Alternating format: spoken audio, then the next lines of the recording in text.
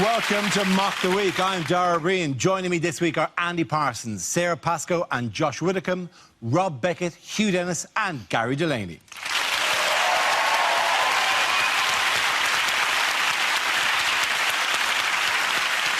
We start tonight with a game called Picture of the Week. I show the panel a topical image from the week. So, teams, here's your picture. But why has this man been in the news this week? As someone just said to him, give me one good reason why Labour won't win the general election. I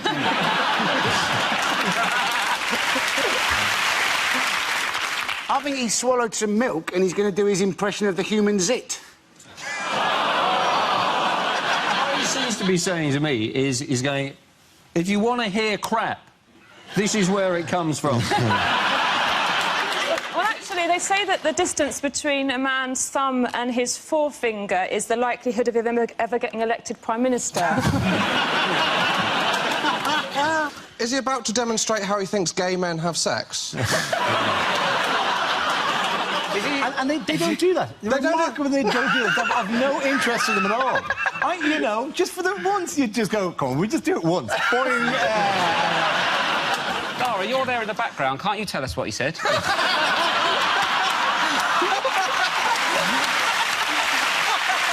I was a little scared.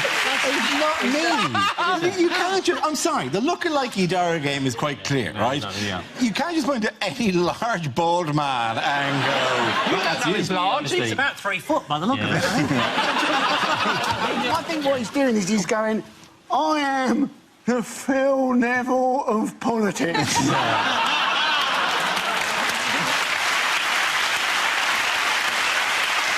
I'm going to accept that as the correct answer. Yes, it is the Labour leader, Ed Miliband, in the news this week as he's been attacked by the press and some Labour MPs for the latest in a series of perceived gaffes. What's the latest one? A photo was taken of him holding a copy of The Sun, wasn't it? That was sent to every house in Britain. Yes. It's quite a sad picture, isn't it? He looks like a teenager who's looked at page 3 and he's hiding his boner, really, doesn't he?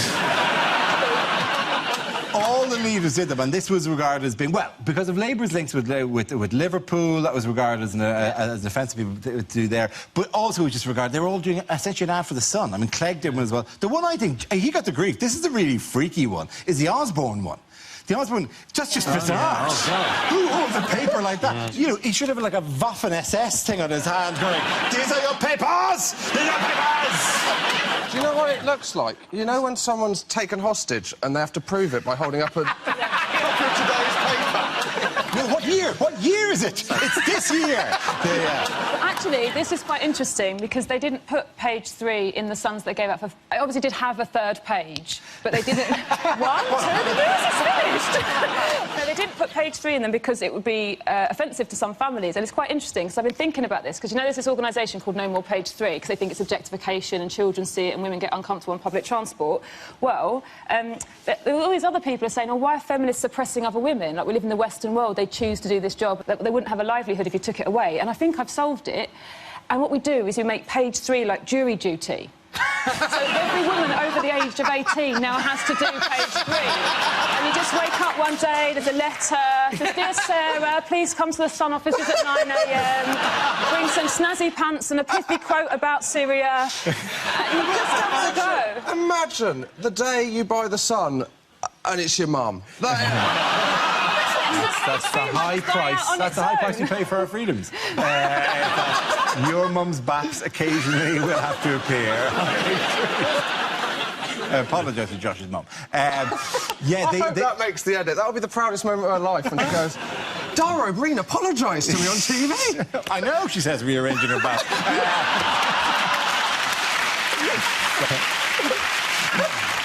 I apologise again. to all women for that motion. I'm not sure that's the case. I don't get the point of getting them holding the paper. Like, why is Ed Miliband holding The Sun? If you're PR people, you're getting them in The Sun. Do you know what I mean? If they can't get them in the proper page, at least Dear Deirdre, like, oh, I betrayed my brother, now he won't talk to me. I'm bored of they keep banging on about his gaffes. How many houses has he got?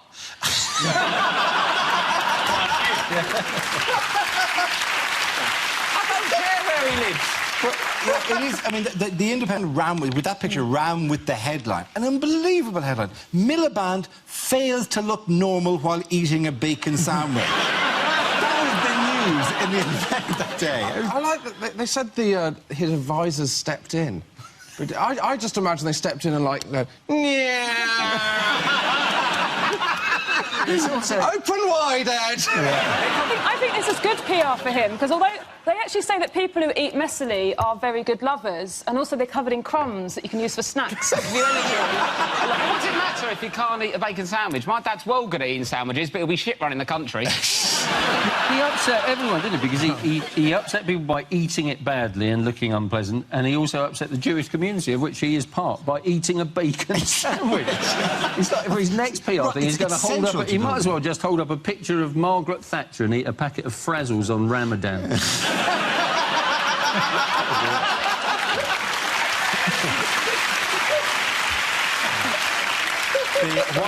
What other gaffes is he purported to have made? He was asked to estimate how much the average family spent on food shopping, and his answer was, that depends how much you're spending, which is right. That is the right answer. And then everyone went off on it, and then they said, oh, I want a number figure, and he said between £75 and £80, and they were like, oh, no, actually, you're out of touch, it's £100. Yeah, but if he had said £150, we would be tearing a strip off him, like, oh, what are you eating, caviar? It's like when you're guessing someone's age. You always go under what you think the actual answer is. Always go lower. You don't Especially go, if what, say you're you're 50, 55? What? I'm still in the school uniform. The reason it was so cheap is in fact what he does is he buys a lot of reduced price stuff that is way past its sell-by date in case his brother comes to visit. My theory is that he probably doesn't do the shopping. He doesn't do the shopping, and even if he does go to the shop, he probably hasn't got any money because he's always brought the wrong trousers.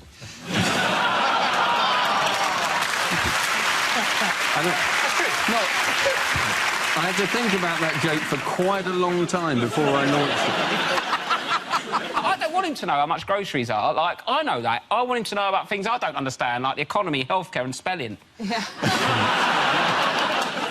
We spend too much in my house because my boyfriend's obsessed with nectar points. So he buys whatever gives you extra nectar points because he thinks if there's an apocalypse, the nectar points are going to outlast sterling as currency. And he might be right.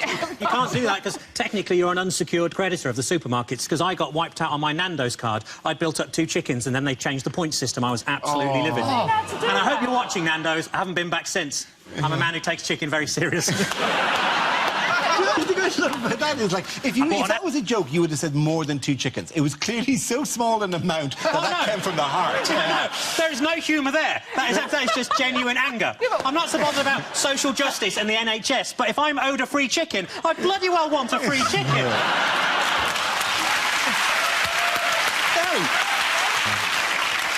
Now, what has Boris Johnson splashed out on this week?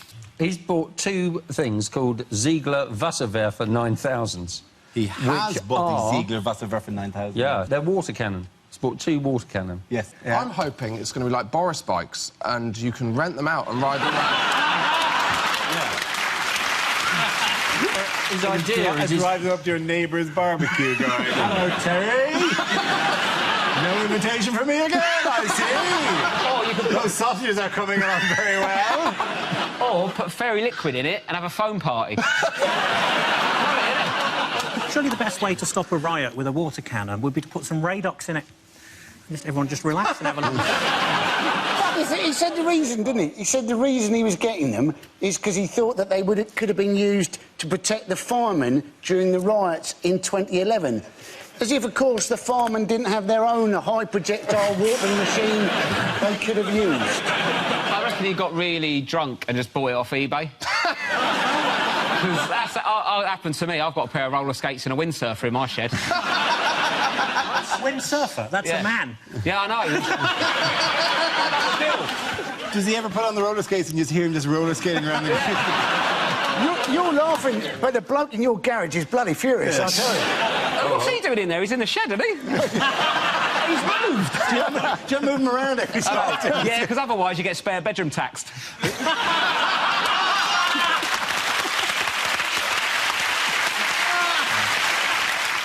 If Boris Johnson ever offers to show you his water cannon, say no. And Boris, if you're watching, I don't want your money, I just think you should see our kid.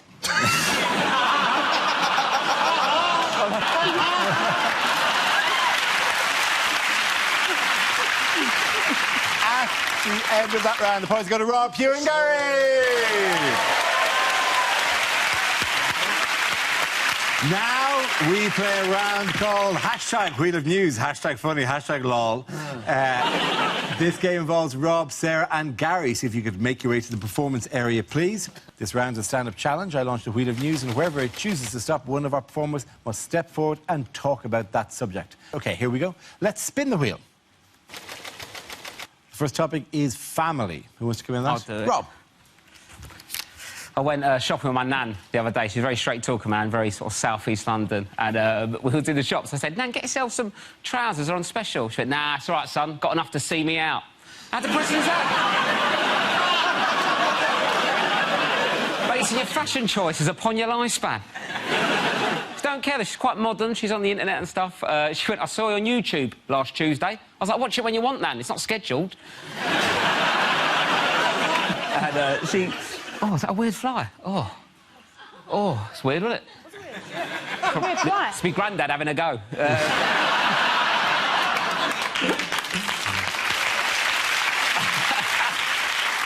I went to visit her recently. Her internet weren't working right. She went, can you sort my internet out? I went, all right, Nan, show me how you normally log on to internet. I'll see what you're doing wrong and get it done. She went, what I'll do is I click on the start button. I was like, right. She went, I go into programs. I was like, right. She went, I go into accessories. I'm like, well, that's wrong, but carry on. Should I go into games? I'm like, oh, God. I go into solitaire, play that for a bit, click on the cross, and I double-click on Internet Explorer. And I'm sitting there thinking, you could probably cut out the middleman now. And I was worried that she's at home thinking that she has to play solitaire to get online. I need to send that email, but I cannot face another card game. I'm sick of it. Any sort of, like, internet sort of computer people are thinking, actually, Rob, that is the incorrect route to solitaire on the latest version of Windows. You're correct. But she's on Windows 98. We're not upgrading her. It'll see her out. Well done, Rob. OK, let's spin the wheel. Somebody is ageing. Who wants to talk about that? Sarah. OK, and so I'm 33 years old, which is where magazines will tell you that a woman has her sexual peak. And I used to think that was a lie, that it was something that they were saying to younger women so they wouldn't be afraid of getting older. Like, oh, yes, you will have a moustache and a slow metabolism, but you'll also be gagging for it all of the time. And now I'm this age and I do believe in it. I basically think your body starts flooding with hormones because you only have so much longer left to have a child, because that's it. I'm 33 and I've never had a baby. I have had a tapeworm. It's not the same. And, but the trouble that I'm having is, so my boyfriend's also my age and he's experiencing a lot less interest in sex. He's having a sexual slump. Because apparently boys have a sexual peak when they're around 18. And that is not fair. That is a horrible trick that nature has played. Because an 18-year-old doesn't want to have sex with me any more than I want people to know that I've done that. And it's not fair. It's not fair, because when I was a teenager, I didn't particularly enjoy or understand sex, yet I had it all of the time, out of politeness, or to stay friends with someone, or say thanks for the lift. Thank you very much. Well done. Very good. So that leaves us now with Gary. Let's see what you've been at for. Gary, let's spin the wheel. And the topic is shopping. Away you go. I bought a slimming magazine in W.H. Smith's. I didn't read it, I just wanted a big bar of Galaxy for £1. I bought some fancy pens at a nudist art shop. Felt tips? No, but I touched a couple of bollocks.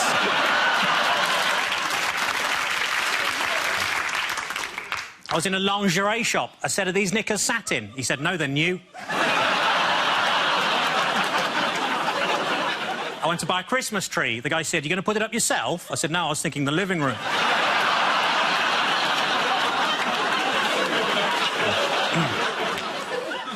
Bought a chameleon, lost it. Why is it that when women go to the toilet in pairs, no one minds, but when I did it, I got thrown out the greengrocers?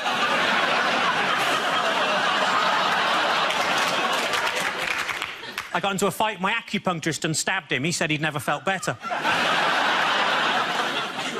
According to the vet, my cat's in heat. I didn't even know she was famous.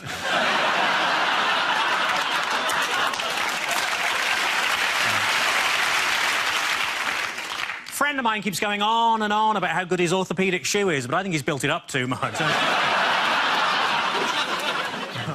I bought an advent calendar for Jehovah's Witnesses, but on every door somebody tells you to fuck off. Thank you. Oh, brilliant. But at the end of that round, the point's going to go to the ladies. Come on back. The next round is called If This Is the Answer, What Is the Question? On the board are 6 categories. Sarah, which category would you like? Sport, Sport. please. OK. Very big at the moment. Sport. The answer is 3 billion. What is the question? Is the question, how many sleeps are there till England wins the World Cup?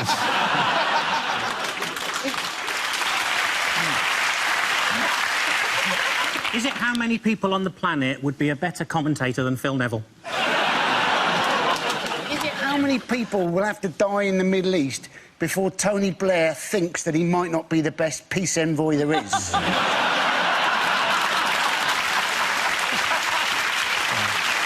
Is it what percentage battery life do I need on an iPhone to last all day? Is it about how many hairs were in the swing bin at the end of Chewbacca's full-body waxing? Is it the amount of adverts Joe Hart's been in? Is it how many free chickens is Gary now going to have delivered by Nando's? And I would do it! You would pour yourself out for the free chickens. Is it how many times has David Cameron said to Nick Clegg, shh, not now?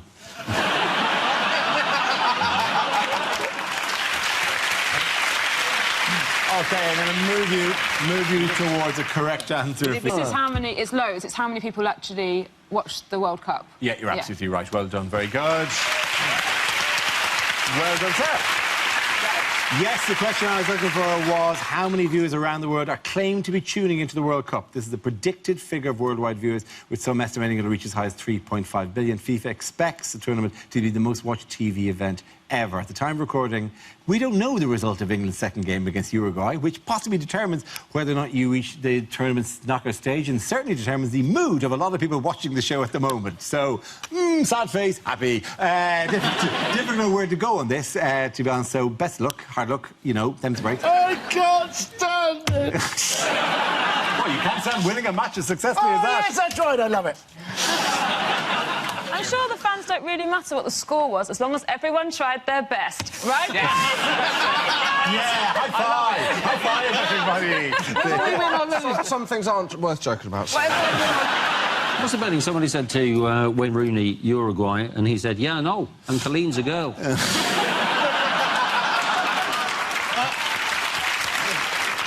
Didn't they try and acclimatise? One of the ways they acclimatised was by eating really hot curries.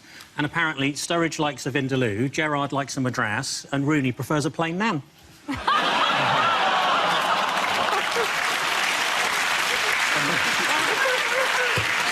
It was like 10 years ago. When are we going to forget it? Like, When you asked back This in show time will and didn't never do it. forget things like that. They are changing lots of things about football this year, and I think actually we could move that a little bit further. I've got some suggestions to how we can improve the World Cup. So, for instance, listen up. When someone gets a free kick, they shouldn't have to use that on the ball. They could use it on any of the other players or the ref. Use it anywhere. Also, when there's substitutions, I think that should be like online grocery shopping. Like, oh, you asked for Theo Walcott, but we couldn't find him. So we've sent you retired cricketer Ian Botham.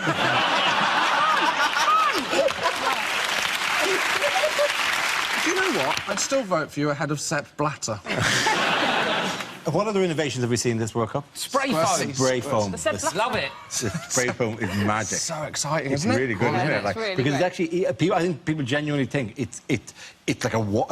It magically creates a barrier. They go, oh, like they're trapped in a crystal prison, like Superman 2. Oh, I can't get out of here. I'm trapped against the glass. It does disappear pretty quickly, but if you're going to put a white line in front of footballers, it's going to go. Isn't it? I'm impressed that at no point so far has anyone drawn a cock and balls with it, which you think would be inevitable. They've not warned us about it, so it just looked like he'd completely lost the plot. You know when, like, Vanessa started writing things in Big Brother? It look, I can't deal with the pressure, I'm just spraying on the ground. Who was the talk of Twitter during England's first game? Mr. Philip Neville. Yes, it was Phil Neville. People were disappointed that he didn't have much charisma as a co-commentator. This is Phil Neville. He's not a byword. No one before that was going, well, my dream dinner party. Well, Martin Luther King, Gandhi, Philip Neville. He's a very boring man. What do you expect? The thing is, I felt sorry for him, though, because, you know, basically, he wasn't as good a footballer as his brother Gary. He's not as good a commentator as his brother Gary. You feel if Phil Neville entered a Phil Neville lookalike competition, Gary would win that. The only person who thinks that Phil is better than Gary is Ed Miliband. And the choice of music doesn't mean an inspiring piece of music. The ITV music in particular is just a guy going, Brazil. And they put the rest of the song out. It's like, it's a really good song. It's a really famous samba song, that one with like, dun dun dun dun dun dun dun dun dun dun. No, we don't want the bit. We just want the bit where you go, Brazil. I like obviously, I've loved the Brazilian rhythms. Yes, obviously. Yeah. Obviously, I look at you and I think, here's a man who loves Brazilian rhythms. I think Josh Widdicombe, and I think the intoxicating samba rhythms of Brazil. You know, we see you backstage, Josh, where you wear that giant, like, headdress that comes all the way out. And you're just in there going, hey, what are we going to talk about in the show today? That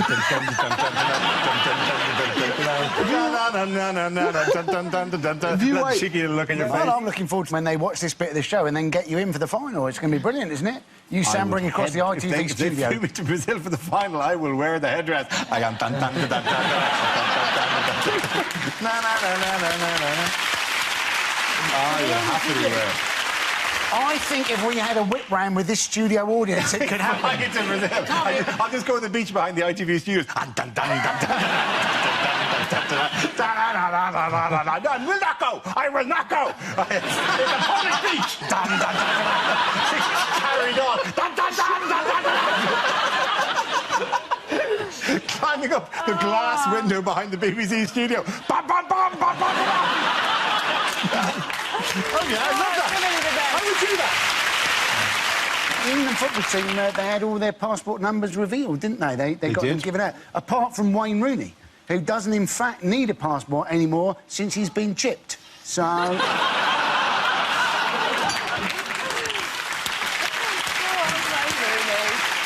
I feel sorry for him. Wayne Rooney could have half an hour ago scored like a blistering hat-trick and be the most greatest, most beloved man in the country, and we're here still peddling the old stereotype about Wayne Rooney. He hasn't scored a hat-trick and then gone, I'll go for that. I'm going to celebrate by watching my favourite show, Mock the Weeks. I've rigged up a whole satellite thing in the dressing room. Come on, guys, let's watch Mock the Week in the dressing room. I was spraying, oh, what a result. I wonder, has the good news filtered through at home? Oh, come on. And next to him is Phil Neville going, oh! Ed Miliband's joined them in the dressing room to celebrate. Boss of Nando's. You think the boss of Nando's, Ed Miliband, Phil Neville and Wayne Rooney are on a night out in Rio tonight watching the show Yeah, going, damn right. Our stock has never been higher. Dun, dun, dun, dun, dun, dun. At the end of that round, the floor is going to Josh, Sarah and Andy. Now we come to scenes we'd like to see. So if everyone can make their way over to the performance area, please. I'll read out this week's topics, and then we'll see what our panellists can come up with. OK, here we go. Our first subject is things you won't hear at the World Cup. No one's guaranteed a start in this England team. The only thing that's nailed on is Wayne Rooney's hair. Oh, that was a horrible two-footed lunge, but it was the only way I could shut Phil Neville up.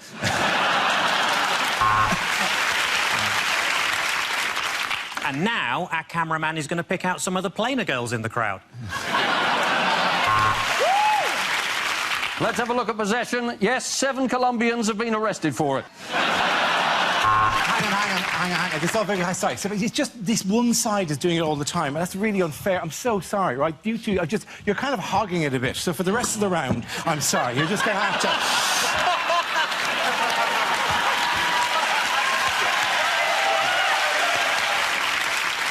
Things you won't hear at the World Cup. Dun dun dun dun dun dun dun dun dun dun dun dun dun.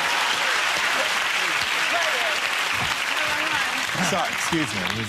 It's the first time that most people have ever seen Dara's legs, ladies and gentlemen. That's Messi! Oh! Messi! Yes, Wayne Rooney should never have a half-time orange unsupervised. There's little doubt now that Cristiano Ronaldo is one of the world's all-time greatest twats. Welcome to Sugarloaf Mountain, the hardest level on Candy Crush. And that's a very soft tackle, as Pele hasn't taken his tablets yet. Is he the finished article? That's the question. He did very well against Italy, but Sterling has traditionally performed very badly against the dollar and the yen. And now we go over live for Nigeria against the Ivory Coast and our commentator, Ron Atkinson.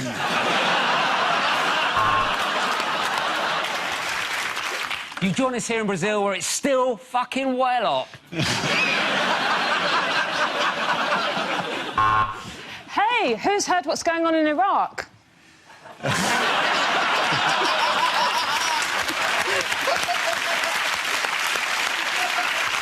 There's 6 Brazilians in the wall and 2 in the foundations. That's the mafia for you. 4 years later, Paul the Octopus is back. And what a stew he made.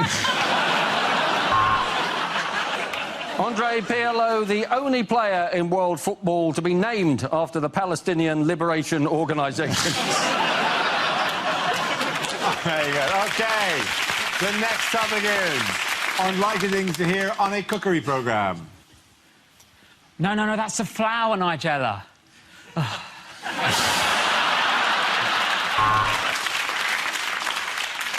You've got to be very careful when handling raw meat. But if your wife does walk in, close the laptop, pull up the trousers and feign ignorance. The thing to remember when making your own pesto is you're wasting your time.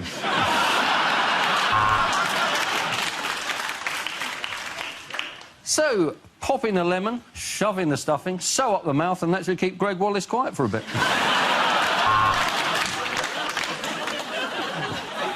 No, I'm afraid those aren't bacon bits. I've just got a bit of eczema at the moment. If you add vodka into the tomatoes, it really brings out the flavour. And if you add it to your wine, you can pass out before the kids get home. You should be able to get the ingredients for this anywhere. They are goat's horn, chervil, and the frozen tears of an elf.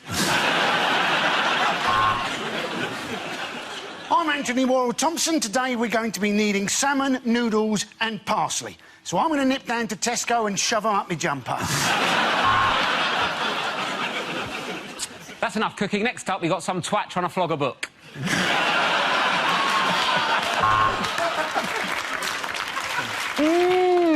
Does anyone know what's happening in Iraq?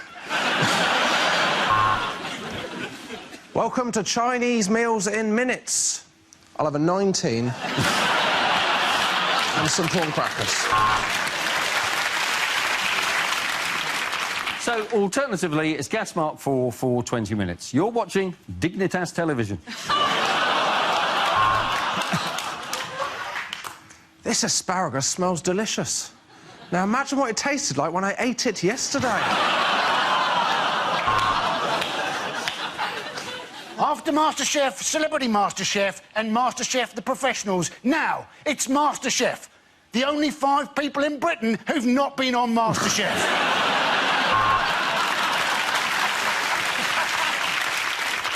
We'd like to apologise for the misprint in this week's Radio Times. Paul Hollywood is, in fact, a massive cook.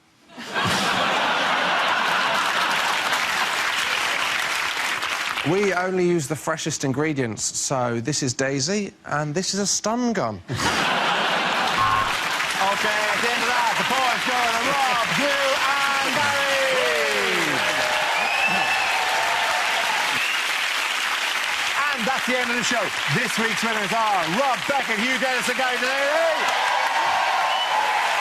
Commiserations to Andy Parsons, Sarah Pascoe and Josh Widdicombe. Thank you for watching. I'm Darren Green. Good night.